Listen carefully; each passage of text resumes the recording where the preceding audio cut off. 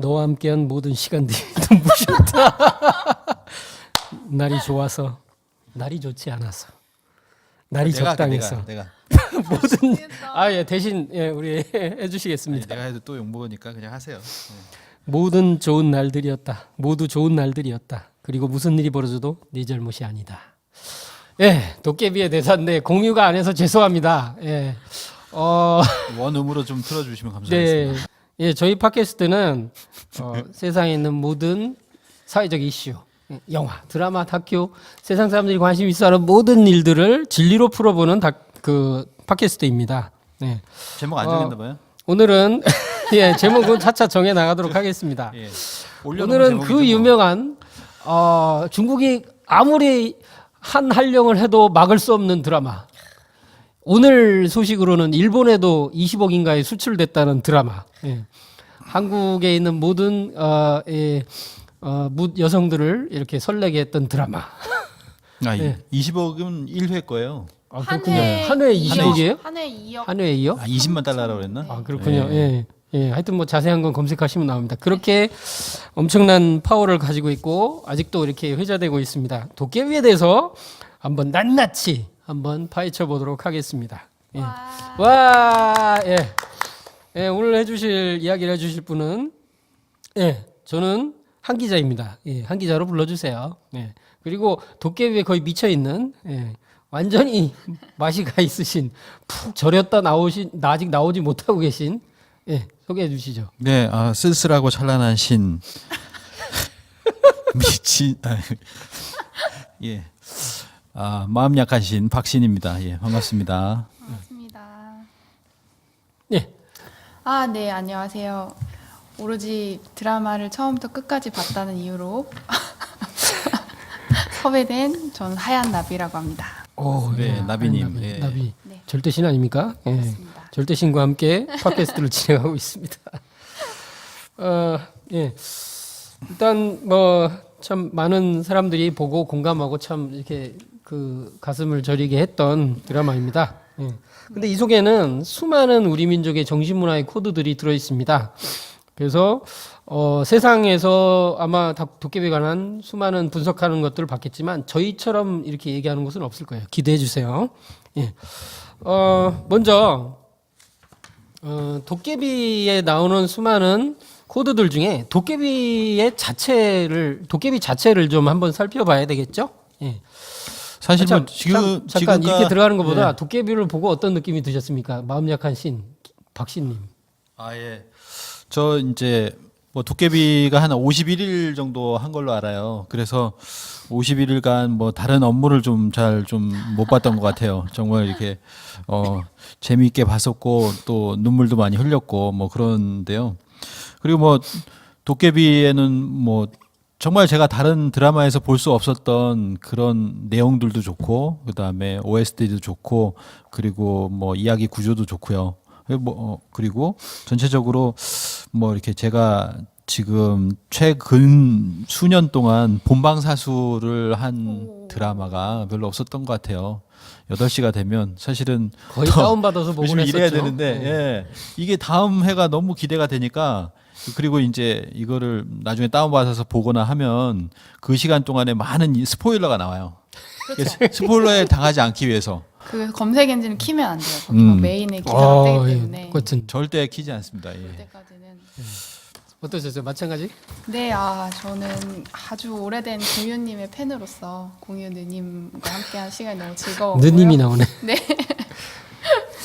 뭐 아무래도 단순히 뭐 멜로나 그냥 재밌는 드라마를 넘어서서 어떤 정신 세계라든지 그런 우리 문화가 잘 배합된 어떤 그런 드라마였기 때문에 더 우리에게 더 큰 울림을 주고 인상이 많이 깊었던 작품이 아니었나 싶습니다. 사실 뭐 도깨비가 사실 그 안에 있는 신관, 네. 신들의 세계, 도깨비 나오고 저승사자 그리고 삼신 할머니 뭐 이런 역할들이 나오기 때문에 사실 더 궁금했어요. 맞아요. 그냥 사랑 이야기 뭐 이런 거면은 사실 뭐 누가 나왔다 하더라도 저는 뭐 보질 않았을 겁니다. 근데 야 이거 어떻게 진행을 하지?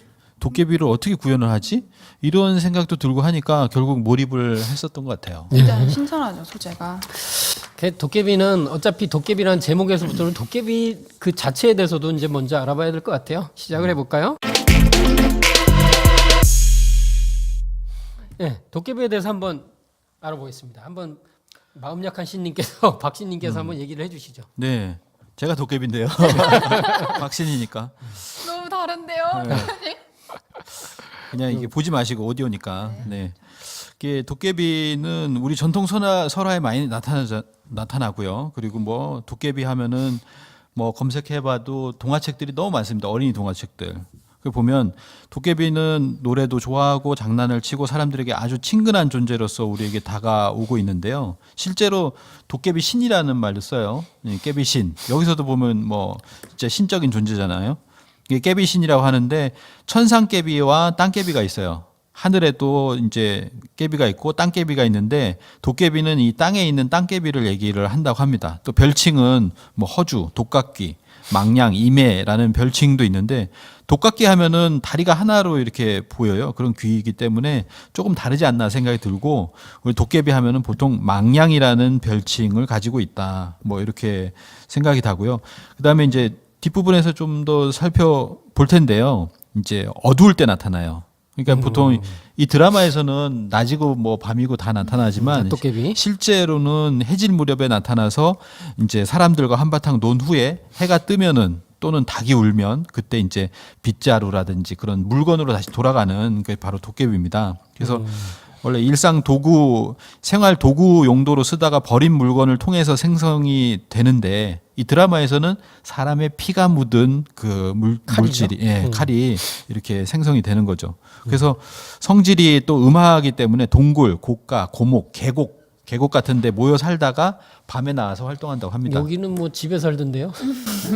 기본적으로 이제 드라마적 설정하고 실제를 비교해 보자면 드라마에서는 고려 장군이었던 김신이라는 인물이 그 하늘 맺고 죽었는데 이제 그게 이제 검에 깃들면서 도깨비화 한 거죠. 근데 실제 도깨비 자체는 그 인간이 죽어서 되는 신이라기보다는 자연신입니다. 그래서 이제 물건의 비유가 되는 거고 그게 이제 사람을 형상해서 나타나긴 하지만 본체 자체는 뭐 뭐 나무 막대기라든지 빗자루, 검 이런 데에 이제로 표현이 되는 거죠. 그래서 보통은 아주 개구지고 인간과 장난하기를 좋아하는 장난. 네, 그런 걸로 많이 이제 알려지고 있습니다. 이 드라마에서는 백성의 염원, 어떤 염원, 기도라는 것이 이제 응축이 돼가지고 이것이 이제 도깨비가 된 거죠. 거기에 신이 그걸 이렇게 들어줘가지고 그렇죠. 그렇게 해서 이제 된 걸로 이렇게 나오는데요. 먼저 그 도깨비를 실제 경험하시고 이게 도깨비하고 직접 씨름까지 했다는 우리 경주 노소의 도장에 계신 최재학 포장님을 한번 인터뷰를 해볼게요. 과연 한번- 공유처럼 생겼을지. 한번 기대해 주세요. 자, 연결을 해보겠습니다. 선생님, 예, 안녕하세요. 예, 최재학입니다. 예, 지금 바쁘세요? 네, 통화 가능합니다. 그러세요. 저희 다른 게 아니라 그 팟캐스트 녹음을 좀 하고 있는데요. 네, 예, 저 도깨비 만난 이야기 좀 해주세요. 그 제가 알기로 이제 큰아버지가 도깨비를 만났다고 하셨는데 그 얘기 좀 이렇게 해주시면 재밌을 것 같아요. 네. 예, 어려서 뭐 아버지한테 이제 옛날 얘기 들으면서 큰아버지 이야기 들었던 겁니다.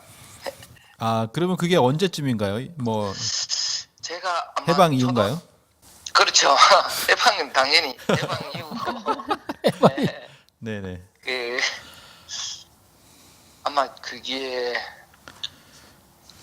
6.25는 지났을 것 같고요. 예. 예, 아버지가 그 6.25 이후에 저 북한에서 인민군 넘어왔을 때 그때 피했던 뭐 얘기도 들었던 것도 기억나고 그때 이제 아버지가 어리셨지만 그래도 이제 그 형님은 아버지의 위에 두 번째 위에 형님이기 때문에 그렇죠. 나이 차가 좀 있으니까 네. 그 집안에 그 시장 같은 거, 어물 시장 같은 거 이제 보려고 하면 그 경북 청송에서 저 영덕 강구 그쪽까지 이제 시장을 보러 가야 됩니다. 그렇게 가려고 하면 이제 큰 산을 사실은 두 개를 넘어야 되는데 예. 뭐 자락을 타고 쭉 한참 가야 되는데 그래서 보통 아침에 일찍 나서면 새벽에 나서죠. 새벽에 나서면 저녁에 늦게 돌아오시는데 뭐 이제 큰아버지께서 이제 가셨다면 이제 오랜만에 젊으시고 하니까 뭐 친구들도 만나고 또 막걸리도 한 사발 하시고 이렇게 돌아오시는데 이제 와중에 이제 도깨비를 만나셨다는 거예요. 아, 예. 근데 이제 처음에 만나셨을 때는 좀 느낌이 산에서 만나면 그 두려움이라는 게 있잖아요. 사람을 만나는 게. 그렇죠. 그렇긴 해도 이제 도깨비라는 확신이 이제 없었지만 자꾸 이제 씨름을 하고 가라고 씨름 한번 하고 가자고 그래서 나 지금 집에 빨리 가야 된다고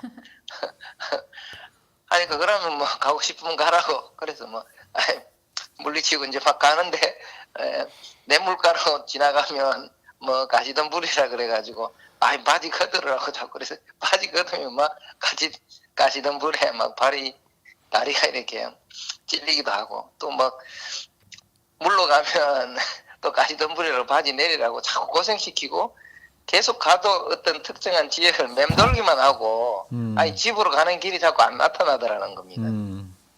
그래가 이게 도깨비구나 이거 어쩔 수 없구나 저 소원을 들어줘야 되겠구나 해서 그러면 실험 하자고 그럼 어떻게 하면 보내주냐니까 3번 해가지고 2번 이기면 안 보내준다고 해서 그래 우리 그 큰아버님이 그래서 동네 힘있게 쓰시는 분이셔가지고 실험도 자신 있고 해가지고 내리 재판을 다 이겼는데도 다 이겼는데 안 보내줘요? 안 보내주고 자꾸 한 번만 더 하자 자꾸 그래가지고 어쩔 수 없이 한 번만 대준다고 하신가 하는 게 결국은 뭐 날 다 새가지고 이제 뭐 그런 도깨비나 귀신들은 닭이 울면 이제 사라진다는 표현이 있는데 저는 새벽까지 그렇게 도깨비한테 시달려가지고 고생하시다가 이제 날 밝아오면서 이제 집으로 이제 오시게 됐는데 우리 아버지도 이제 그 큰형님 큰아버지 이제 마중 간다고 가셔가지고 예. 기다리다 하도 안 내려오니까 나중에 새벽 날 밝아가지고 이제 오시는 걸 만났는데 그때 네가 마중을 일찍 안 나와가지고 내가 밤새 도깨비한테 걸려가지고 도깨비한테 홀려가지고 또 씨름했어요? 고생만 시켜냈다고 그래 혼이 났다면서 다음엔 좀 일찍 마중 나오라 해가지고 아버지가 야단을 많이 들었다면서 실제 그런 도깨비들이 있더라 이제 이런 말씀을 해주셨습니다. 예, 진짜 우리 동화에 있을 그런 내용이네요. 예. 근데 뭐 도깨비 생김새도 얘기하시던가요? 그냥 뭐 건장한 남자처럼 생겼는데 이제 우리가 일반 뭐 털이 좀 많다고 안 합니까 도깨비가 그렇죠. 그것처럼 이렇게 그냥 사람처럼 생겼는데 털이 좀 부실부실하게 많이 난 것처럼 보였다고 합니다. 재밌네요. 예, 오늘 좀 말씀 감사합니다. 제가 이제 도깨비 이야기하는데 많이 도움이 됐네요. 예. 예, 도움되면 다행입니다. 네, 그 무덤 위에서 뭐 도깨비 불 같은 것도 보셨다고 그랬나요? 그거는 뭐 저희들도 그런 체험들이 있지만 우리 형님들이 이제 저희들이 워낙에 경북 정성이 워낙에 시골입니다. 제가 초등학교 들어가기 전에도 전기가 안 들어와가지고 막 초롱불 켜고 있었던 적도 있었는데요. 그러다 보니까 이게 중학교를 가려고 하면 산을 또 2개 넘어야 갑니다.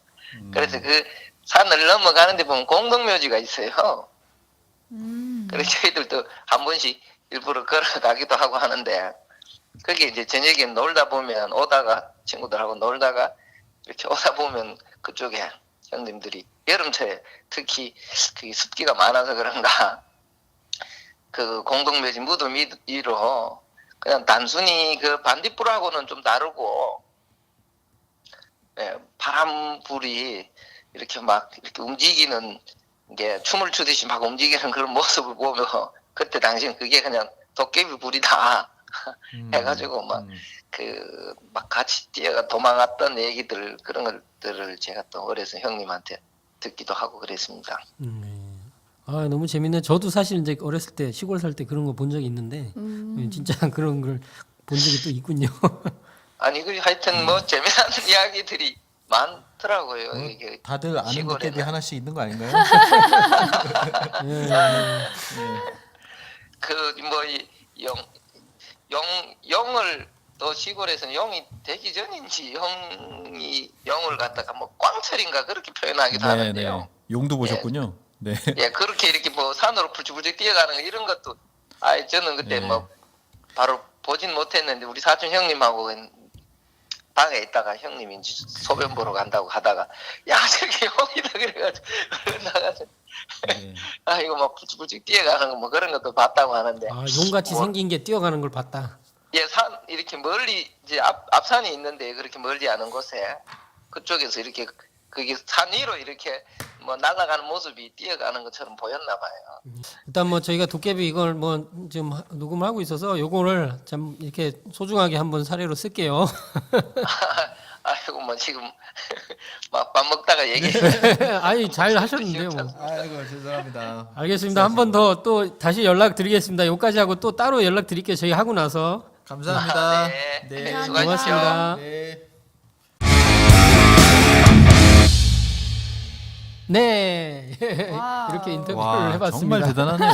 네, 와. 놀랍습니다. 아, 저도 어렸을 때 좀 이런 체험 좀 해봤으면 도시에 살아가지고 예. 그러니까요. 이렇게 못한 것 같아요. 공동묘지를 본 적이 없는 것 같은데 아 이게 털이 복실복실 하다고 하니까 뭔가 이게 이 라틴 쪽인지 아니면 뭐 그런 뭐 느낌이 좀 있네요. 그렇군요. 예. 뭐 도깨비가 실제 있나요? 이렇게 물어보신 분들이 많아요. 실제 있나요? 뭐 인터넷에서 그렇고 물어보시는 많은데 사실은 그런 것 같습니다. 이렇게 실제로 보신 분들도 있고 우리 여기 계신 한 기자님도 도깨비 불은 보셨잖아요. 그리고 아까 그 보셨던 그 경주에 계신 분도 이 도깨비를 직접 그 큰아버지가 봤다. 그 얘기를 너무 실감나게 얘기를 해주셨습니다. 이런 거 들어보면 도깨비는 실제 있겠다라는 생각이 드는데 워낙 이렇게 지금 현대인들이 믿지 않는 마음이 많이 생기기 때문에 안 나타나지 않나 이런 생각도 좀 들어요. 네. 그래서 이제 많이 질문들을 하시는 걸 제가 뽑아봤는데요. 예. 도깨비는 첫 번째 질문. 도깨비는 정말 사람 같을 수 있나요? 공유처럼 잘 생겼나요? 네, 털이 복실복실한 걸로.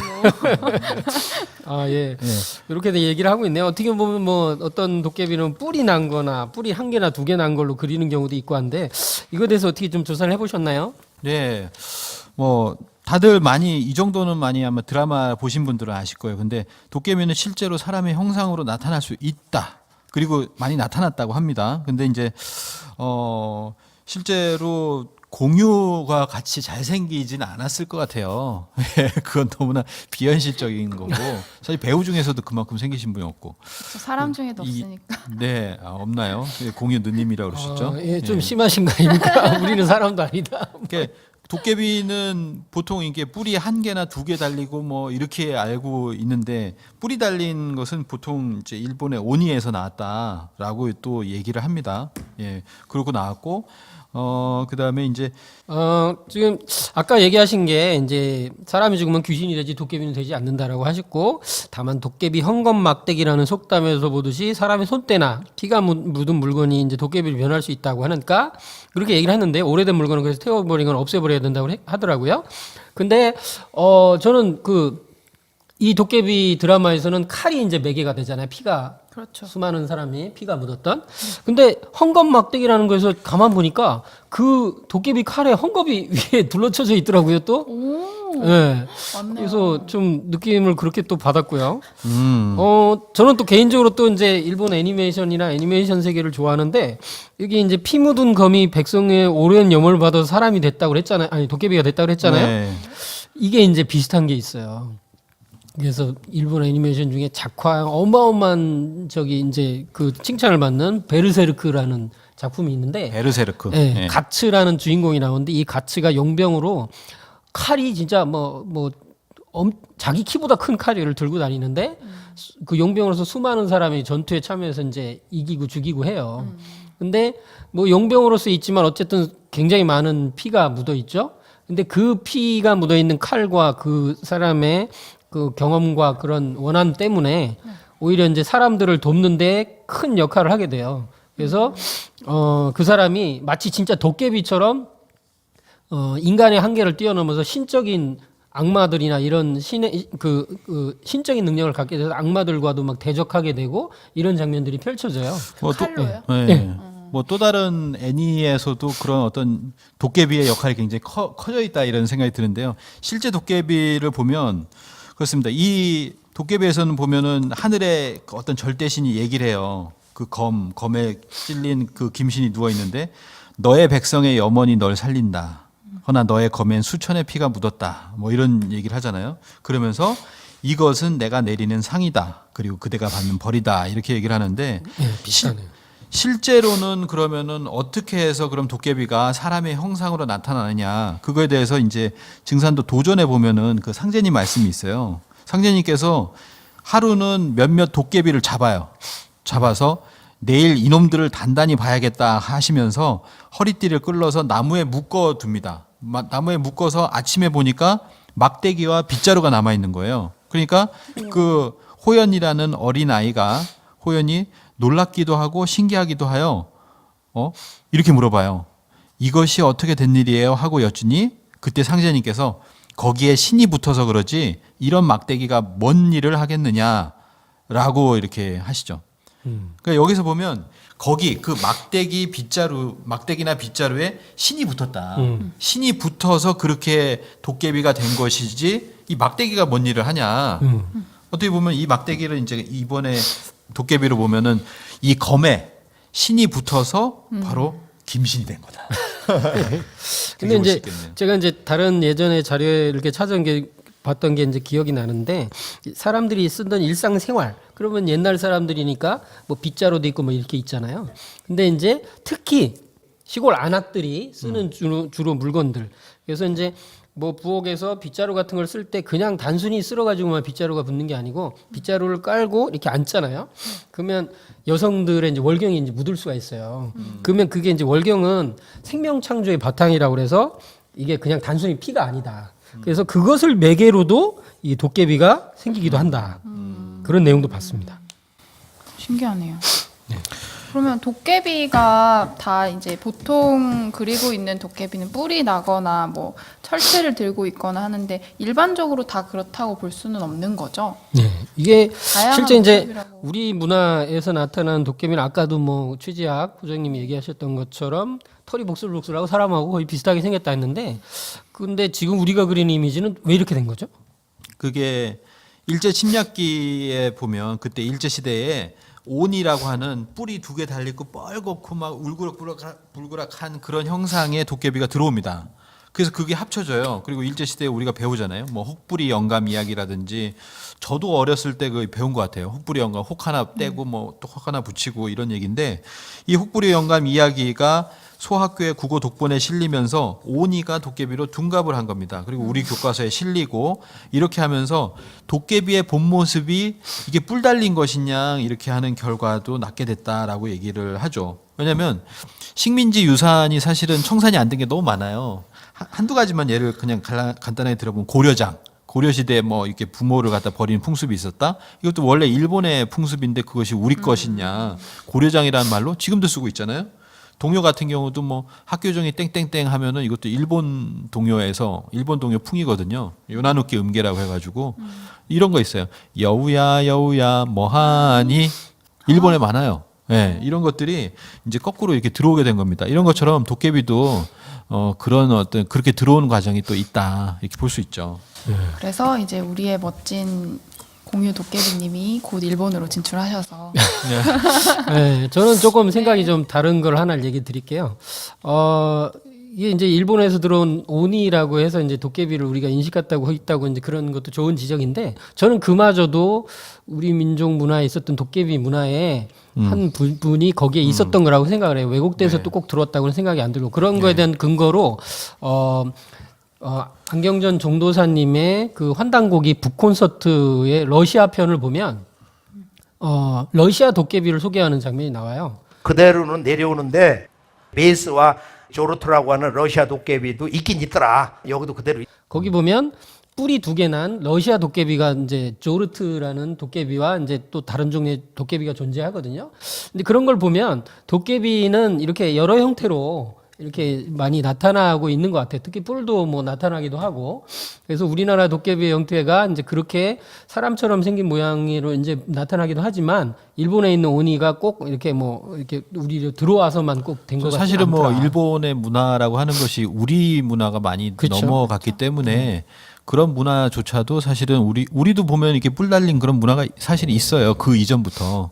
그래서 그런 것도 한번 한쪽으로만 볼 수는 없겠네요. 그죠? 네. 그래서 이제 여기서 질문이 하나 또 들어와 있는데요. 예.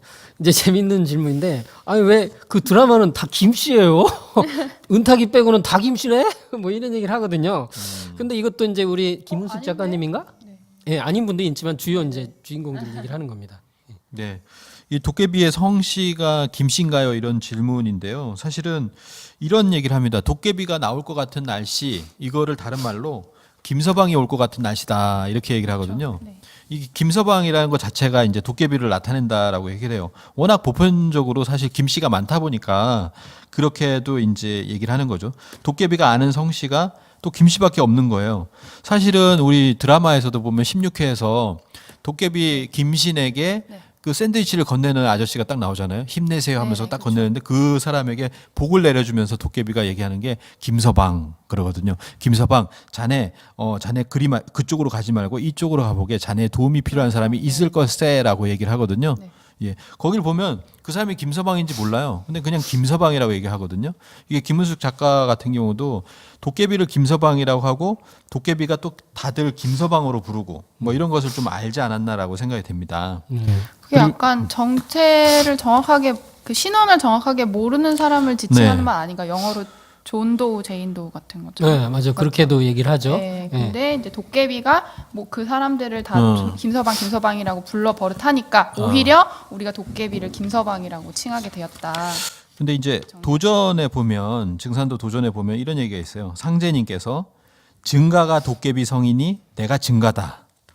그러고 하니까 호연이 증산은 무슨 도깨비지 하매 그래 도깨비다 도깨비하고 맞장구 치시니라 이런 말씀이 있는데요. 여기에 이제 보면은 증가가 도깨비 성이다 이런 말씀을 하시거든요. 이거는 뭐냐면 이게 증산 상제님께서 이제 상제님이 도깨비시라는 말이에요. 예, 증산이란 존호로 오셨는데 이 시루증이라고 하는 것이 시루가 있잖아요. 네. 이 시루가 사실 뭐 국립중앙박물관이나 여러 박물관 가면 시루가 굉장히 많아요. 고대로부터 이렇게 떡시루로 썼어요. 그 아래가 이제 구멍이 뚫려 또 있잖아요. 시루떡 좋아하죠. 그러니까 맞아요. 어떤 것을 이렇게 넣어도 그게 떡으로서 이렇게 조화로 해가지고 새로운 게 나오거든요. 그런 것을 이제 얘기하지 않나 생각합니다. 그래서 뭐냐면 도깨비라고 하는 건 조화방망이를 휘두르는 거예요. 그러니까 상제님이 우주의 어떤 주제자로서도 이 조화를 하는 조화주 하나님이거든요. 그래서 이런 조화홍이시기 때문에 바로 도깨비 성이다라는 말씀을 하시지 않았나라는 생각도 드네요. 예, 그리고 여기서 이제 뭐 제주도는 도깨비를 이제 허씨라고도 이제 부르기도 한다고 나와 있잖아요. 우리 그 설화에 보면. 그리고 또 제주도 그렇게 얘기를 하고 영감 본풀이라는 이제 그 자료에서는 도깨비는 본디 한양에 사는 허정승의 7번째 아들이라 이런 얘기도 나오는데요. 이런 것들을 쭉 이렇게 종합해서 한번 제가 생각을 해봤는데 일단 김서방, 김씨가 나오죠. 김씨는 이게 상제님께서도 처음 인간 세상에서 천지공사를 이렇게 시작을 하실 때 김영렬 성도를 통해서 이렇게 인간 세상에 이제 역사 속으로 들어오셨거든요.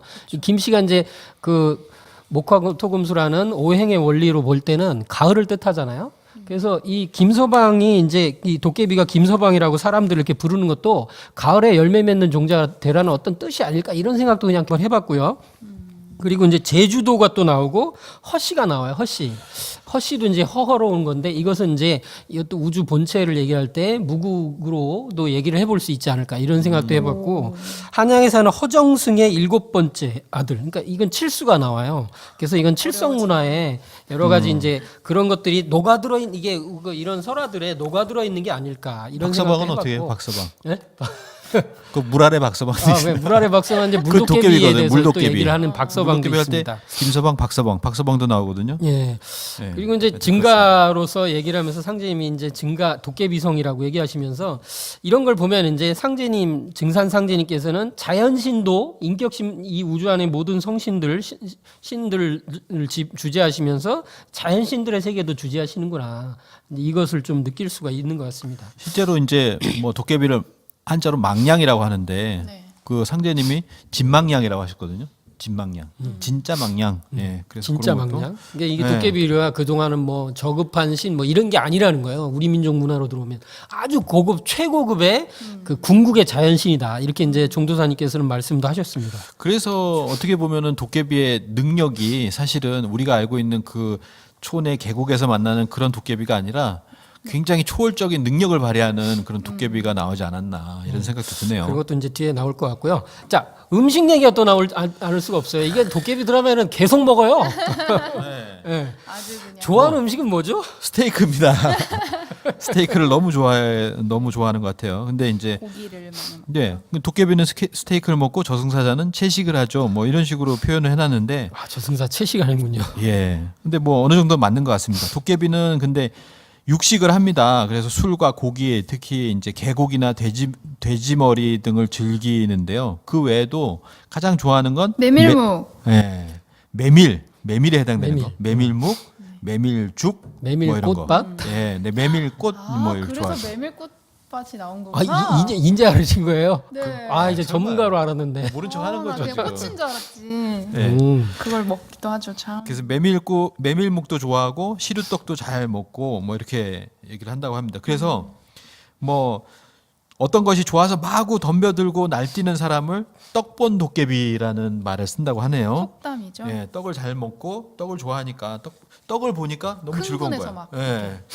근데 원래 이제 증산도 도전에는 뭐가 있냐면은 개고기는 천지망냥이 즐기나니라는 말씀이 있어요. 이 천지망냥은 도깨비잖아요. 천지도깨비라는 얘기인데 그 망냥은 개고기를 즐긴다는 말씀이 있어요. 그래서 좀 옛날부터 독특하게 이렇게 재밌게 생각을 했는데 개고기를 즐긴다. 특히 이 개고기를 얻어 먹으려면 뭐 우리나라가 개고기를 먹잖아요. 그래도 그래서 우리나라 중국도 많이 먹죠. 네. 그래서 우리나라 도깨비가 있는 것 같기도 하고 그래서 이제 이런 먹을 걸 선호해서 그 망냥은 또 인간의 깨달음을 그 이렇게 얻고 이제 돌을 이렇게 닦을 때 결정적인 역할을 하는 신으로 도전에는 이렇게 나오고 있어요. 그래서 아마 이런 고기를 대접하는 문화가 이제 그런 것도 연결이 다 되는 것 같아요. 네. 네. 도가에서 이제 이런 고기를 기피해서 오히려 기피해서 이제 깨달음이 이제 통하는데 제약이 있었다라는 말씀도 이렇게 이어지고 있습니다. 네. 도깨비가 좋아하는 음식이 있으니까 도깨비가 싫어하는 거 한번 볼까요? 싫어하는 거. 뭘 싫어하죠? 아시죠? 드라마 드라마에 봤으니까 나왔죠. 아시잖아요. 말피 닭피 싫어한다고 드라마에 말피, 닭피 많습니다. 야. 열심히 역시 보셨군요. 예. 누르면 탁 나와. 근데 그게 실제로도 말피를 싫어한다는 얘기 또 뭐 백마의 말피, 뭐 백말피를 더 싫어한다 이런 얘기들이 특히 백마의 네네네 그런 얘기들이 이게 쭉 내려져 오고 있는데 왜 싫어하는지는 사실 이 드라마에서는 어떻게 설정했는지 아세요? 많은 사람들이 모르고 있을 거예요. 네. 왜 싫어하냐면은 아, 죽은 그 김신 장군이 죽을 때가 옷이에요. 그쵸. 옷이. 오가 말이니까. 오시에 피를 묻혔어. 오시에 자신이 지키던 주군의 칼날에 죽었어. 오시였다. 이게 오시가 참 몇 번 작가의 나오죠. 대단한 디테일한 설정이네요. 그러니까 싫어하는 거야 말피를. 그럼 닭피는 왜 싫어하는 거예요? 닭피는 싫어하게끔 여기는 설정이 안 돼 있어. 왜냐하면 PPL이 딱 BBQ이기 보니까 때문에. 딱 보니까 모르시는 것 같아요. 닭피가 싫어한다고 나와요. 아 그러니까 그 네. 드라마에서도 네, 그래서 아. 이제 그걸 저승사자가 이렇게 갖다 주는구나. 도깨비 신부를 멀리 하려고 일부러 닭집에 보냈다 뭐 이런 이야, 이렇게까지 해석이 되나요? 이야, 이건 대단한. 대사가 오. 나옵니다. 그 논란이 좀 그리고 있겠네요. 박신님이 여기서는 좀 디테일에서 밀리실 듯한. 예. 어쨌거나 이건 제가 처음 찾은 거라니까. 예, 알겠습니다. 예. 오시에. 이렇게 해석할 수 이렇게 예, 해서 예, 잘나셨어요. 왜냐하면 말피를 왜 싫어하는지 인터넷 검색해도 아무리 안 나와요. 그러니까 작가도 보면은 왜 말필까 하다가 그거를 오시에 맞춘 거 아닌가. 말 시간이잖아요. 굉장히 좋은 해석입니다. 네, 감사합니다. 자, 그리고 도깨비를 소환하는 게 또 나오는데요. 야, 이게 소환. 이렇게 소환할 수 있다면 여성들은 얼마나 행복할까요? 자, 저렇게 명절- 185의 키에 세상에서 제일 작은 카페에 등장하는 분이 극적이죠. 예. 자, 명절에 집에 갔더니 조카들에게 제가 라이터를 딱 켜줬습니다. 이게 촛불을 켜주니까 야 불어라 그러니까 불더라고요. 그 제가 나타났어요. 제가 나타나니까 별로 안 좋아합니다. 예. 저는 끔찍할 때가 있나? 예. 그 다들 이게 누구나 한 번씩 해보셨을 촛불이 거예요, 있으면 지금. 불고 싶고 막 그런데 뒤를 돌아보고 예. 해보셨나요? 우리 하얀 나비님 누구나 공유가 머물다 가는 순간이 한 번쯤 있지 않을까 해서 세상적으로 등을 떠밀어주는 네. 근데 실제로 도깨비를 소환하는 도깨비를 부르는 방법은 무엇일까? 이것을 제가 한번 도전해서 한번 살펴봤습니다. 실제로 도깨비를 부르는 경우가 있는데요. 증산 상제님께서 도깨비를 부를 때는 막대기로 금을 그어서 부르는 게 있거든요. 예, 그래서 그걸 한번 보면요.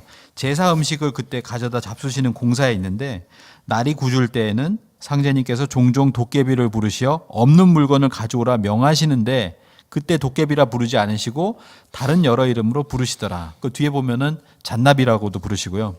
그래서 병원년 동짓날 초 이튿날에 상제님께서 바닥에 막대기로 금을 그으시니 무엇 하려고 금을 긋고 보세요 하거늘 잔나비 오라고 그런다라고 하니까 여기 이제 도깨비들이 나타나죠. 네네네 호연이 역할을 좀 해주시면 좋겠어요. 잔나비는 무엇 하게요 이렇게. 안 하는 게 좋을 것 같습니다. 네. 제가 하겠습니다. 잔나비는 무엇하게요? 심심하니 여기 없는 거 가지고 오라고 해보련다. 라고 하시면서 그때 이제 이렇게 부르시거든요. 이게 부릅니다. 예, 도깨비를. 그래서 상제님께서 도깨비들에게 왔느냐? 너희들 대장이 어디 있는고? 하니 몸집 큰 도깨비가 앞으로 확 나타나요. 네가 장수냐? 그러니까 대루장수가 누구냐라고 하니 몇몇의 도깨비가 딱 앞에 나옵니다. 너희들 내가 시키는 대로 하겠느냐? 너희들 구역에 가서 제사를 지내고 있으니 음식을 가져와라 라고 하니까 도깨비들이 가지고 옵니다. 그래서 그걸 나누어서 먹고 드시고 뭐 이런 과정이 있는데요. 정말 재밌어요. 근데 제가 이거를 찾아봤는데 잔나비라는 게 네. 원숭이를 지칭하는 말이라고 사전엔 나오더라고요. 그렇죠. 근데 왜 잔나비를 도깨비에게 잔나비를 원숭이가 붙였을까요? 생기지 않았을까요? 왜냐면 털도 많고. 털도 많고 그래가지고 뭐 그런 쪽으로 이렇게 하시지 네, 않았을까? 아니 이게 별칭이 네, 있을 그런 수가 생각이 있죠. 뭐 망냥도 있고 임해도 있고 뭐 많이 독각기도 있고 있으니까. 그래서 어떤 그런 걸로 생각이 드는데 저는 여기서 뭘 느꼈냐면 바닥에 막대기로 금을 그으신다.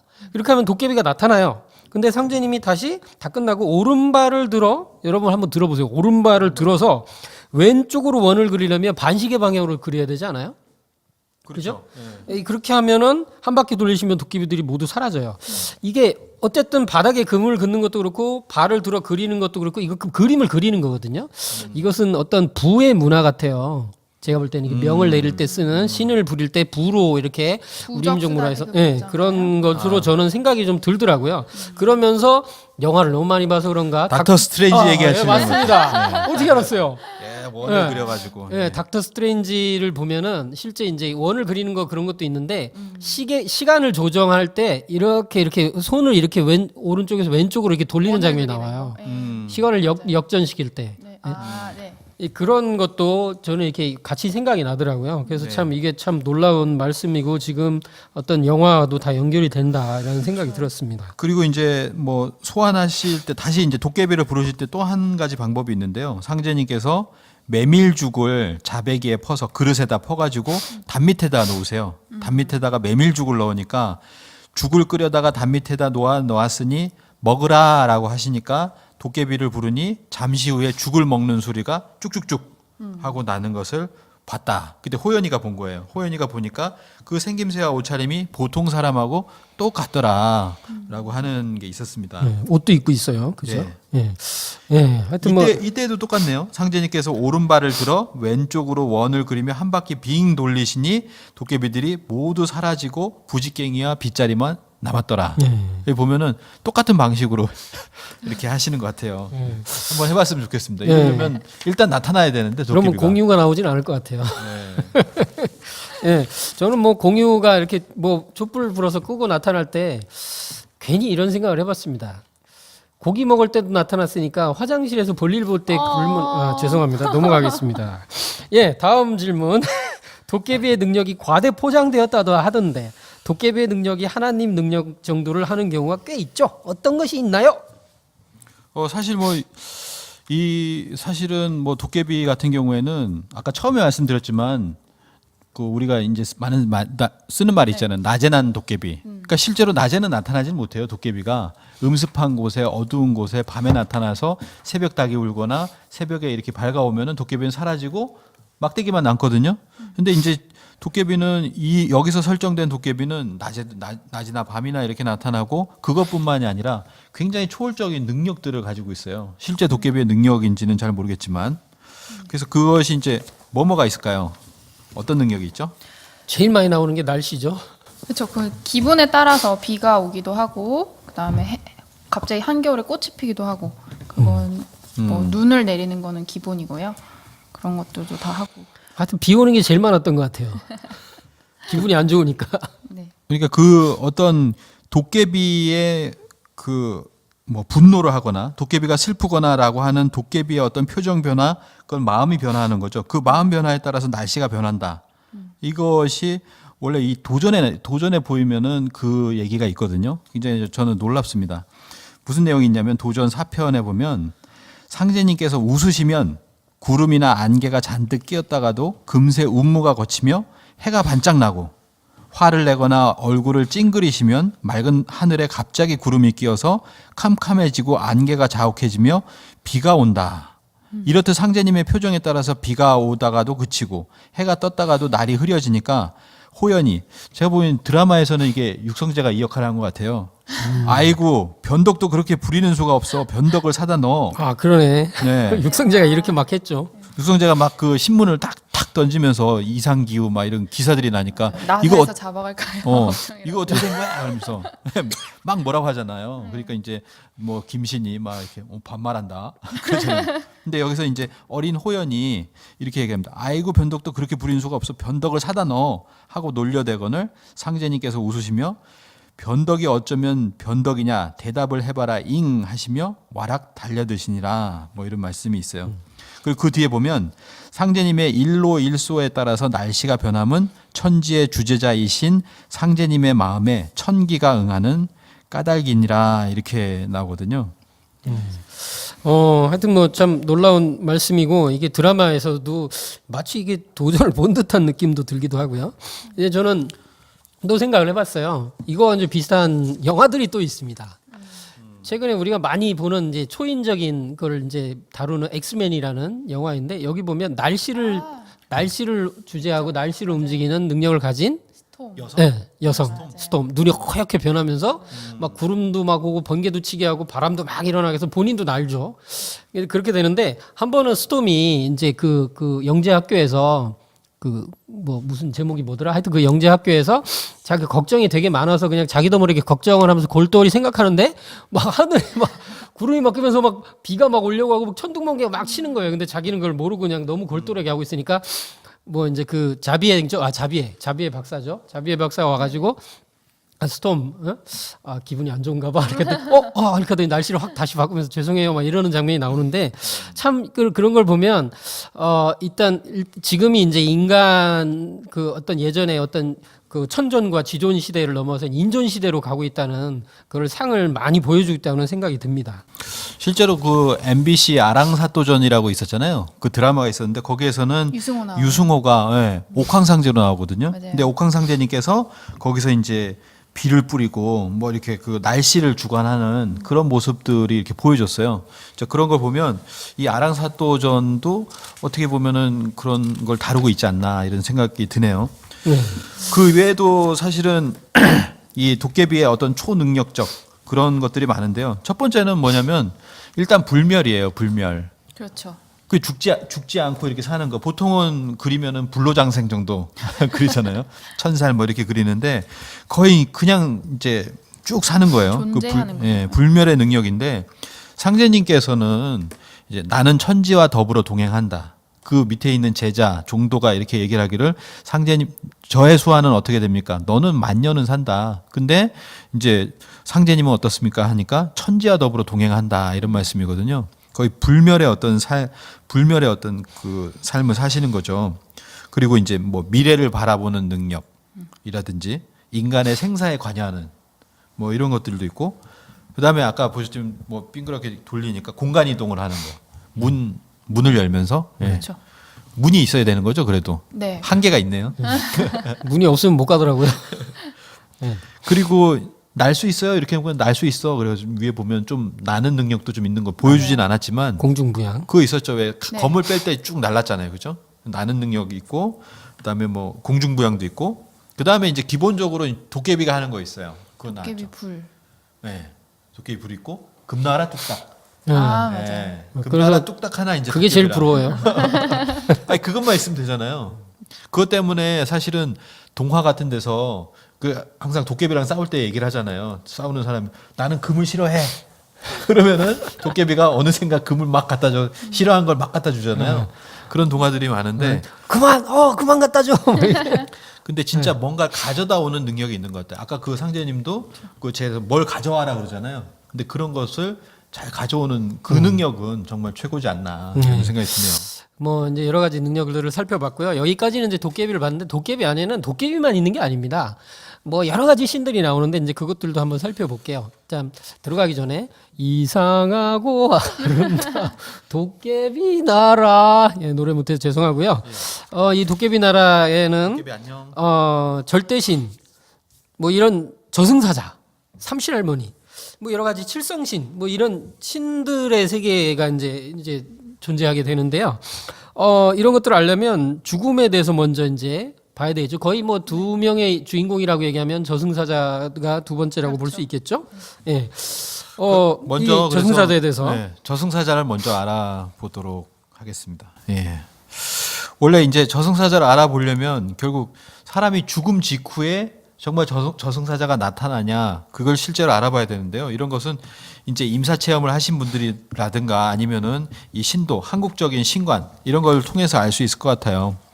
그래서 실제로 사람은 처음에 죽게 되면은 혼줄이 빠져나갑니다. 혼줄이 빠져나가서 막 터널을 통과하는 것처럼 이렇게 느껴진다고 하고 그리고 터널을 빠져나가서 빠른 속도로 빠져나와서 결국에는 뭐냐면 자기가 자기를 보는 거예요. 내가 저기 죽어 있구나. 순간적으로 이제 드라마처럼 자기가 죽은지를 잘 모르고 있는데 거기에 이제 딱 나타나는 게 저승사자죠. 네. 뭐 다른 말로는 명부사자 또는 뭐 인도령이라는 말도 쓰는데 인도하는 영이다 그래가지고 그런 저승사자가 이렇게 오는데 그런 분들이 오고 그리고 나중에 그분들과 함께 가서 조상님을 만나고 뭐 이런 과정을 거치는 것 같아요. 그렇죠. 그래서 이런 그 도전에 보면은 참 놀라운 말씀들이 많습니다. 그래서 혼줄이 끊어졌을 때 이게 진짜 죽음 그리고 탯줄이 끊어졌을 때 이 세상에 태어나는 거예요. 이게 모든 생과 사는 줄에 매달려 있는 것 같습니다. 저승사자, 명부사자 이렇게 얘기했는데 그렇다면 이 저승사자는 그 드라마에서 한 명이 이제 단독 플레이를 하거든요. 근데 이게 과연 이제 실제 그 이 명부사자, 저승사자의 그 행동 그리고 이런 그 진리 말씀과 부합이 되나요? 뭐 드라마에서야 뭐 정말 이렇게 출연료도 있고 그래가지고 한 명이 하면 좋겠는데 실제로는 그 죽음의 질서로 인도하는 명부사자는 대부분 셋이 온다고 합니다. 우리가 뭐 앞에서 말씀드린 뭐 삼신 뒤에서 삼신 할매도 그렇지만은 셋이 이제 오는 거거든요. 명부사자는 대부분 셋이 오고 그래서 실제로 초상이 나면 먼저 그 문 앞에다가 사자밥을 준비를 한대요. 사자밥 검색하시면 나오거든요. 이렇게 뭐 호랑이 밥도 있겠네. 세 그릇을 검색을 해요. 저승사자를 위한 상이죠. 네. 이상하게 거긴 밥상. 보시면 아시겠지만 드라마에서는 저승사자 사자문을 나가잖아요. 사자 모양이 있어요. 거기는 또 그렇군요. 전 농담으로 던졌는데 사자고리가 있어요. 사자고리. 진짜 사자가 나오는군요. 사자고리를 열잖아요. 이렇게 아, 고리가 사자를 있다. 예, 이렇게 농담입니다. 진지할 수가. 예. 어쨌든 저승사자는 셋이다. 근데 왕이나 또는 뭐 공덕을 많이 쌓은 인물이 죽으면은 7명의 사자가 나타나서 가마에 태워 간다라는 말씀이 있습니다. 그럼 한번 볼까요? 도전에 보면 나오는데요. 하루는 상제님께서 죽는 것도 때가 있나니 그 도수를 넘겨도 못 쓰는 것이요 너무 일러도 못 쓰는 것이다. 나의 명으로 명부에서 데려오라고 해야 명부사자가 데려오는 것이니 각기 닦은 공덕에 따라 방망이로 뒷덜미를 쳐서 끌고 오는 사람도 있고 가마에 태워서 모셔오는 사람도 있느니라라는 말씀이 있어요. 실제 드라마에서도 착하게 산 사람이 가는 저승의 길과 좀 죄를 많이 짓고 이제 나쁘게 산 사람이 가는 길이 좀 다르게 표현되죠. 이게 이제 제가 그 윤 실장님이라고 있습니다. 여기서는 실명을 밝히지 않고 예 그분에게 이제 그분이 저승사자를 좀 보셨어요. 그래가지고 이렇게 물어보니까 이런 실제 얘기합니다. 저승사자를 보셨다고요? 네, 저승사자를 본 경우가 몇 번이 있다고 합니다. 그래가지고 그러니까 그 저승사자는 꼭 검은 옷을 선호하진 않는다라는 얘기도 하시고 옷도 다양하고 이동욱처럼 잘생기진 않았다. 이건 뭐 똑같은 것 같아요. 양복을 입으실까요? 예. 입을까요? 옷에 대해서는 뭐 옷도 다양하다니까 뭐 양복도 네. 있겠죠. 그리고 이 똑같은 얘기를 하거든요. 죄를 많이 지은 사람에겐 더욱 험상 굳은 저승사자가 나온다. 예. 이럴 수. 그러면 죄를 좀 덜 지으면 약간 잘생긴 저승사자가 나올 수도 꽃미남이 있어요. 오나요? 예. 그렇군요. 그리고 죄를 많이 지으면 죽자마자 오랏줄에 묶여서 간다고 합니다. 요게 이제 상제님 말씀하고 같죠. 상제님 말씀에는 방망이로 뒷덜미를 쳐서 끌고 오는 사람이 있다 이렇게 말씀하시잖아요. 그래서 이런 것들을 직접 보신 분도 있다는 거. 예. 두드려 맞으면서 가니 참 그것도 참 얼마나 큰 죄를 져서. 그래서 이제 아까 얘기한 걸 이제 정리하면 명부사자 저승사자는 3명이 온다. 이런 것도 생각을 해볼 수 있을 것 같아요. 이제 뭐 한 사람을 인도하는데 이렇게 3명이 와야 뭐가 그래도 이게 안정적이지 않나 이런 생각도 드는데 왕이나 지존의 인물은 7명이 온다. 모시러 오는 정도 수준이고. 명도 좀 칠수에 예. 여기 있는 것이 이제 이게 이제 합하면 10수죠. 그래서 삼신사상과 우리 민족의 칠성사상이 신교 우주관과 이렇게 부합되어 있는 것 같아요. 그리고 아까 봤었던 그 윤 실장님한테 물어봤어요. 가마라고 했는데 요즘은 현대가 됐으니까 자동차 이런 거 오지 않냐, 외제차 이런 거 오지 않냐 이렇게 물어봤는데 지금도 가마가 온답니다. 이거는 뭐 바뀌지 않은 저는 것 좀 같아요. 다르게 들은 것 같습니다. 예. 아, 그래요? 일단 뭐 그것도 뭐 그렇게 뭐 체험할 수도 있는 것 같고요. 네네. 예, 이거는 뭐 체험 걸로? 얘기이기 때문에 체험 얘기이기 때문에 넘어가고요. 그리고 또 드라마에서 보면 가끔 명부가 바뀐다거나 뭐 도깨비가 태운다거나 뭐 이런 경우가 있는데 실제로 이제 그런 딱 명부가 결정되면 바뀌지 않는다거나 바뀌는 예도 있나요? 주변에? 실제 뭐 드라마에서도 몇 번 바뀌었잖아요. 네. 그러니까 이제 삼신할매하고 이렇게 싸울 때 9살 때 그때도 삼신할매 때문에 못 데려가고 그렇죠. 또 도깨비가 또 조화를 부려가지고 또 살려가지고 또 못 데려가고 그렇죠. 이런 경우들이 생기는데 실제로 저승사자도 그 못 데려가는 경우가 있다고 하는데요. 도전에 보면 9편에 이런 얘기가 있습니다. 너희들은 명부 내력을 잘 알아두어라. 속담에 부녀자들이 살고 죽기는 시황전에 달렸다고 하니 명부를 잘 받들도록 하여라. 명부사자에게도 권한이 있대요. 명부사자에게도 권한이 있어서 명부의 명을 받고 잡으러 왔다가 명부를 잘 위하는 사람을 만나게 되어 간곡한 사정을 들으면 어쩔 수 없이 돌아가느니라. 이 간곡한 사정이 있어야 된다는 거죠. 그리고 뭐 일단은 명부사자를 봐야 되겠죠. 보여야 되고 간곡한 사정이 있어야 되고 그리고 명부사자가 돌아가서 사실대로 명부전에 고하면 그 염라대왕 명부대왕 앞에서 고하면은 명부에서도 어쩔 수 없다 이런 말씀이 있더라고요. 드라마 이게 이제 설정이 놀라운 막 얘기인데 허황되거나 마냥 그런 건 아니네요. 이런 거 보면은. 그러니까 그래서 이걸 보면 가능하죠. 명부사자가 인정을 베푸는 경우도 있다는 거죠. 명부사자도 사실은 그러니까 사람이라는 거지, 사람. 사람이었었던 사람들이기 때문에 그러니까 내내 몸뚱아리가 없는 사람이고 사람은 몸이 있는 귀신일 뿐이고 이런 상제님 그 태사부님 말씀하고도 다 연결이 되는 것 같고요. 그리고 이제 이 명부라는 곳이 결국은 이게 죽음을 관장하는 부서인데 그 이후에 사후세계까지 연결이 되는 부서인데 상제님께서는 이제 여기서는 이제 자세히 다룰 건 아니지만 명부 대왕도 이제 교체를 하셨죠. 천지공사를 보시면서. 그래서 세계 각국의 명부 대왕을 교체하시면서 새 우주로 들어가는 가을 우주로 들어가는 그 공사를 봐놓으셨습니다. 그래서 그거는 자세히 나중에 한번 다루기로 하고요. 저도 그 간단하게 생각이 나서 그런데요.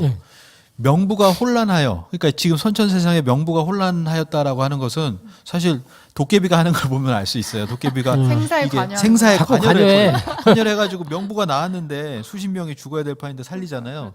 그런 것들이 명부가 혼란스러워진다는 거죠. 그 명부를 갖다가 정리하시기 위해서 가장 먼저 명부대왕을 다 교체를 하셨다. 그 이제 살리는 것에 대한 명부 얘기는 그 혼란스럽기보다는 이제 좀 다른 의미인 것 같고요. 그러니까 원한 맺게 한다는, 그러니까 평범하게 착하게 사는 사람들이 전쟁이나 또는 이제 억울하게 죽어가는 경우 이런 것 때문에 오히려 명부의 이제 혼란이나 그런 걸 초래하지 않겠는가 뭐 이런 생각도 좀 그럴 수 들고. 있겠네요. 근데 예. 결국 대왕을 바꿀 수 있는 부서다. 상제님 휘하에 있는 어떤 그런 부서로 예, 존재한다. 조화정부라고 하죠. 그리고 조화정부. 그때 보면은 이제 한국 명부대왕이 있고 중국 명부대왕, 일본 명부대왕이 따로 있잖아요. 그렇죠. 이런 것도 뭐 알면 좋을 것 같아요. 예, 예, 그래서 오늘은 뭐 그거는 생략하고. 다음에 한번 자세히 다루고요.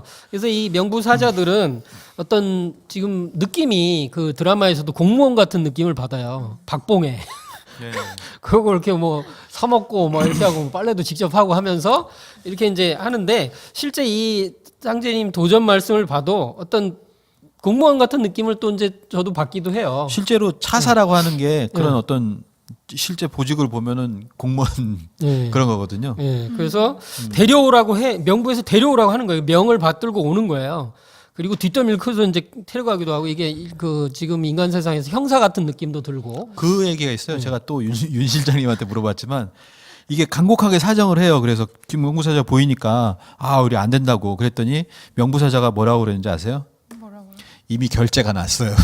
진짜로. 그러니까 그 드라마에서도 결제가 나오죠. 맞아요. 근데 물론 소리 기타 작성하고. 예. 기타 누락자가 있습니다. 물론 네. 기타 누락자는 있기 마련이고 이게 어떤 인간 세계의 일들의 신이 절대적으로 이렇게 들어설 수 없는 부분도 있다. 근데 지금은 사실은 인존 시대 들어서 인간이 더 결정하는 시대로 지금 들어가고 있는 거죠. 드라마에서도 인간의 네. 간절함이 못 여는 문이 없다 이런 네. 대사가 나오잖아요. 그렇죠. 막 그 뭐 약간 이제 뒤가 마려워서 이렇게 했는데 절대 들어올 수 없는 문을 열었어요. 열고 들어오잖아요. 예. 그래서 넘어설 수 없는 그런 것들도 넘어서는 것들을 보게 되고, 예, 명부에 대해서는 할 얘기가 굉장히 많아요. 그렇지만 뭐 하나만 더 그렇죠. 얘기하고 네. 지나가면, 이걸 대표적으로 이제 볼 수 있는 건 사람들한테 많은 그 인식을 주게 된 게 드래곤볼에 나오는 염라대왕이 있고요. 그리고 일본에서 나왔던 또 데스노트라는 명부 체계에 대한 얘기가 나옵니다. 그 천상에서 이제 명부책에 기록이 되면 그냥 죽을 수밖에 없는 건데 데스노트도 이제 그 명부책을 인간 세계 인간에게 주어가지고 인간이 기록해서 이제 벌어지는 사건에 관한 거죠. 그래서 우리가 살고 있는 모든 이런 사후세계 문화 중에 이 저승사자 명부사자가 가장 깊숙이 들어와 있고 사람들이 재밌게 느끼고 공감하고 있는 그런 신도세계 문제인 것 같습니다. 네. 거기에서 이제 왜곡된 게 이제 몇 개가 있어요. 그래가지고 내가 쫙 생각을 해보면요. 아, 천상에 이렇게 그 신명세계에 있는 저승사자가 굉장히 싫어하겠다라고 하는 거. 어떤 거 있을까요? 저승사자가 죄를 많이 지어서 저승사자가 되었다라고 그런 하는 문제는 거잖아요. 좀 그 저도 굉장히 이제 그렇게 인식을 만약에 이제 드라마를 보고서 만약에 하고 돌아가셔가지고 아 저승사자 죄를 지은 분이 왔다 이렇게 생각할 수 그건 있거든요. 전혀 사실이 아닌가요? 네, 그거는 아닌 걸로 저는 알고 있습니다. 네, 저승사자도 이게 어떤 우리도 9급 공무원 따는데 얼마나 힘들어요. 노력을 많이 해가지고 그 자리에 가서 죄 짓어서 간 건 아니잖아요. 그래서 어떤 저승사자가 그런 그 천상에 인간으로 있을 때 어떤 역할을 하던 사람들이 아닐까 이런 생각도 해봤고 저는 뭐 형사들이 가지 않을까 이런 생각도 해본 적도 있고 많은 생각을 하게 만듭니다. 그리고 이제 또 하나는 뭐냐면 망각의 차라는 설정이거든요. 망각의 맞아요. 설정. 그 설정이 굉장히 또 사실 여기서 굉장히 많은 역할을 해요. 왜냐하면 기억을 하는 자와 망각을 하는 자에 대한 어떤 관계 이런 것이 이제 드라마의 어떤 기본 요소가 되는데 이 망각의 차를 보면은 이게 실제로 그런 거냐 이거에 대해서 의문을 품을 수가 있잖아요. 근데 이제 실제로 보면 이렇게 빨리 죽고 나자마자 이렇게 마시고 망각에 빠질까 이런 생각이 들지 않습니까? 사실 드라마에서도 약간 모순적인 설정이 들어가 있는 게 있어요. 이게 좀 망자의 찻집이라는 게 좀 연출이고 아무래도 왜냐면은 이 왕여라는 인물은 본인이 죄를 많이 지었잖아요. 그래서 오랜 기간 동안 600년 동안이나 지옥에서 여기선 지옥이라고 표현해도 될지 모르겠지만 거기서 본인의 죄를 이렇게 다 받잖아요. 네. 그리고 난 다음에 망자의 차를 받는단 말이에요. 기억을 지울 것인가 말 것인가를 자기의 죄를 다 씻고 난 다음에 네, 그런 경우도 있는데 여기서는 이제 바로 인도해서 차를 그렇죠. 마시는 걸로 나오죠. 네. 그러니까 그게 약간 모순적인 부분이 있습니다. 실제로 뭐 임사 체험을 하거나 이런 사람들을 봐도 보통은 이승에서 저승으로 가는 기간이 이제 49일 정도 이렇게 설정이 돼 있고 그 과정을 거치면서 저승에서 또 저 뭐 재판을 받고 그렇게 가잖아요. 네. 상제님께서도 사람은 죽어서 신명이 되어서도 공부를 계속한다. 그리고 그 죽어서는 가장 먼저 만나는 게 조상이거든요. 조상을 만나기 전에 이미 뭐 망각의 차를 마셔가지고 그렇게 기억이 없어지는 것은 당연히 아니죠. 죽었다고 해서 당장 무엇이 되는 것도 아니다. 이런 말씀도 있고요. 그리고 이제 이 망각이라고 하는 것은 언제 이루어지냐에 대한 말씀이 있는데 상제님께서 이런 말씀을 하십니다. 천상에서 사람을 내려보낼 때는 유리로 천상에서 사람을 인간으로 다시 내려보낼 때 환생할 때죠. 네. 내보낼 때는 유리로 얼굴을 씌우느니라. 그래야 자기가 무슨 혼으로 있다가 태어난 줄 모른다. 그것을 알고 나면 먼 일을 저지른다라는 말씀하셨어요. 그러니까 전생의 기억을 가지고 태어나면 안 된다는 거예요. 그러니까 태어나기 직전에 그 기억이 지워지는 거죠. 죽고 난 다음이 아니라. 네, 죽고 난 다음이 아니고 거기서 조상님 만나고 그리고 제사를 받고 이렇게 하는 과정을 거쳐서 수십 년, 수백 년을 거치면서 다시 태어날 때 그때 이 기억이 지워진다라는 겁니다. 예, 이게 이제 또 영화 얘기할게요. 예, 영화 강의다 보니 미스터 노바디라는 영화가 이제 최근에 나왔는데 거기 보면 인간 세상에 이제 자기가 다시 태어날 때 이게 천상에 있을 때 기억을 이렇게 지우는 장면이 나와요. 그래서 환생하기 직전에 지워요, 거기도. 그래서 그래야만 새로운 희망을 가지고 태어날 수 있다. 이런 그 대사들이 나오거든요. 아, 무슨 제목이? 미스터 노바디. 미스터 노바디. 예. 재밌는 영화예요. 그래서 그것도 이제 이 유리로 얼굴을 씌운다. 이게 뭔가 굉장히 신비로운 건데 이거는 뭐 뭔지 잘 모르겠지만 아마 이제 이건 뭐 진리가 밝혀져야 될 문제지만 어쨌든 이렇게 하면서 원한 문제나 또는 내가 이제 새롭게 뭘 할 수 있는 그 제로점으로 모든 것이 이제 제로점으로 가서 거기서부터 모든 걸 새로 출발할 수 있는 기회와 여러 가지 것들이 주어지는 것 같아요. 실제로 그래서 가끔은 이게 저는 실수이거나 아니면 의도적으로 가끔은 이렇게 전생을 기억하고 태어나는 아이들이 있어요. 그게 가끔 기사가 되는데 가령 이런 경우가 있습니다. 2015년 미국 오하이오주 신시내티에 살고 있는 5살 난 루커라는 아이가 있는데 이 아이는 자기 전생이 팸이라는 여성인데 30살 때 화재로 죽었다는 얘기를 해요. 5살 때. 부모님한테 그렇게 얘기를 하는 거예요. 그 부모님이 놀라니까 이제 찾아보죠. 2015년이니까 인터넷에서 찾아보잖아요. 그래서 찾아보니까 팸이라는 여성이 실제로 존재했다. 이거 뭐 기사에 있는 사진도 나옵니다. 그렇게 해가지고 실제로 존재하고 깜짝 놀라는 거죠. 그래서 이런 얘기를 하죠. 이 아이가 죽은 후에 천국에 가서 하나님을 만나고 하나님은 나를 보고 다시 인간 세계로 가라고 했다. 그래서 내가 이 눈을 뜨자마자 이미 영화가 변해 있었다. 이런 얘기를 하는데요. 이거 보면은 이게 태어날 때 전생의 기억을 가지고 태어날 때 이게 자칫하면은 이거 말고도 이제 여러 가지 사연들이 있는데 보면 자기가 누구한테 살해당했어요. 살해당했는데 그걸 알고 있잖아요. 알고 있어서 범인을 찾아내지만 그거 자체가 굉장히 혼란스러운 상황을 만들어 버리거든요. 그래서 이런 것들이 이런 얘기들이 이제 조심해야 종종 되는데. 있죠. 뭐 서프라이즈 뭐 이런 얘기 나오고. 예. 그게 있고 뭐 여기서 이제 뭐 네. 비슷한 얘기로 뭐 생거 진천 사거 용인 이야기들이 좀 워낙 있네요. 유명한 얘기죠. 네. 네. 그런 얘기들도 있는데. 여기서 뭐 자세히 다룰 건 아닌 것 같고 네. 그냥 간단히만 얘기하고 지나가면 저는 여기 뭐 진천 농다리 한번 가봤어요. 거기 뭐 초평호수가 있는데 거기에 이게 아주 자세히 이렇게 그림으로 이렇게 재미있게 이야기처럼 돼 있어요. 징검다리 형태로 돼 있는데 이 농다리는 아마 도전에도 좀 나오는 것 같은데 그래서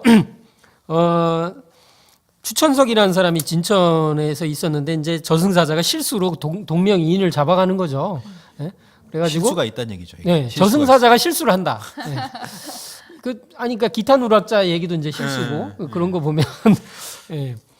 재밌는 이야기가 있어요. 그래서 잘못 잡아와서 이거 이렇게 이제 다시 이제 살려놓으라고 인간세에 내려가 봤더니 이미 장례를 치른 장례를 치른 상황이라 이게 안 되고 그래서 진짜 죽어야 될 거기한테 가서 이제 혼을 넣어주고 이렇게 이제 잡아가고 이렇게 하는 게 나옵니다. 그래서 살아있을 때는 뭐 어디에 추천석이고 죽었을 때는 어떻게 한다 뭐 이런 게 이제 그 원님이 판결한 이게 아주 재판까지 이어졌던 유명한 얘기로 전해 내려준 얘기죠. 이게 지금은 생거진천 쪽은 너무 좋아요. 이게 문화적인 그걸로 해가지고 막 이렇게 생거진천 뭐 쌀도 사고가 있고 문제구나. 뭐 문화 축제도 있고 진천이 살만한 곳이다 이렇게 나오는데 생거. 이게 사거용이는 뭘 이렇게 만들 수가 없어 이걸 가지고. 예, 그래서 뭐 죽는 그러네요. 걸로다가 하면은 좀 그러네요. 장례 문화를 만들 수도 없고. 예. 자, 그리고 근데 저승사자와 싸워서 이기는 경우도 있나요? 예, 인간이 그죠? 예. 인간이 싸운다는 이거 진짜 그 이제 드라마에서 어떻게 보면 보면은, 도깨비 신부를 두고 예. 저승사자는 잡아가려고 하고 왜냐하면 그걸 도깨비가 명부에도 있고 하니까 예. 명부에도 있고 하고 이제 잡아가려고 명북책에 있는 대로 잡아가려고 했더니 도깨비가 아침에 나타나더니 아 도깨비가 있는데 도깨비 신부를 잡아갈 수는 없다 이렇게 하면서 이제 버티거든요. 그랬더니 어떻게 못하고 그냥 가거든. 네, 그렇죠. 비슷한 경우가 있나요?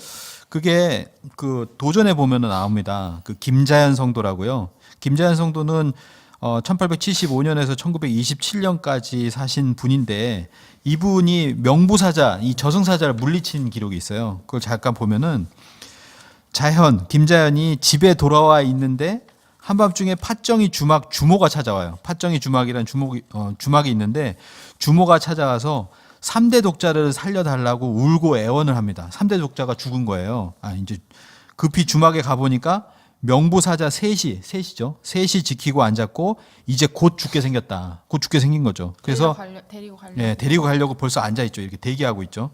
그래서 김자연이 방에 청수를 모시고 상제님께 기도를 올린 다음 그 아이를 안고 정성껏 주문을 읽으니라.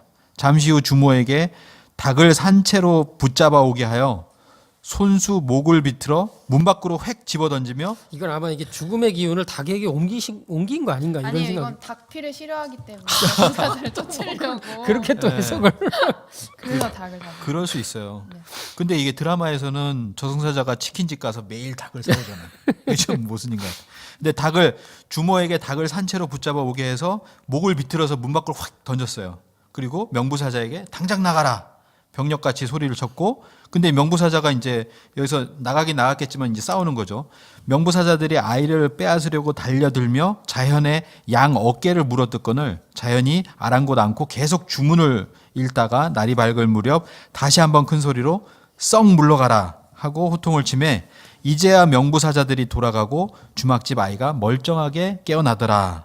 이때 자연의 양 어깨는 피멍이 들고 이는 명부사자의 이빨 자국이더라. 이런 얘기가 참 있습니다. 이거 자체로 드라마 하나가 나올 수 있는 정도의 성구네요. 이거를 이제 김자연 성도의 손자인 김택식 할아버지가 이걸 증언을 했어요. 이미 피멍이 들었더라.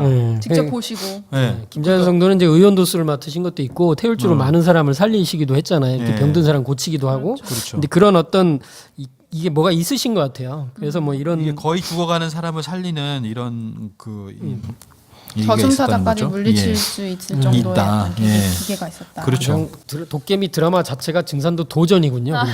그냥. 도전을 토대로 그냥 다. 자 오늘 여기까지 한번 도깨비와 도깨비 안에 있는 이제 저승사자의 이야기까지를 한번 살펴봤는데요. 사후세계도 한번 예, 사후세계에 대해서 좀 이렇게 많은 걸 좀 이야기를 나눠봤습니다. 뭐 다음에 이제 더 자세히 다룰 기회가 있을지 모르지만 오늘 여기까지 한번 살펴보고요. 삼실할머니와 칠성신 그 외 뭐 여러 가지 도깨비 안에 들어있는 다른 코드들을 다음에 한번 살펴보겠습니다. 예. 예. 뭐 많이 들어주세요. 예, 뭐 여기까지 해보셨는데 어떻게? 네.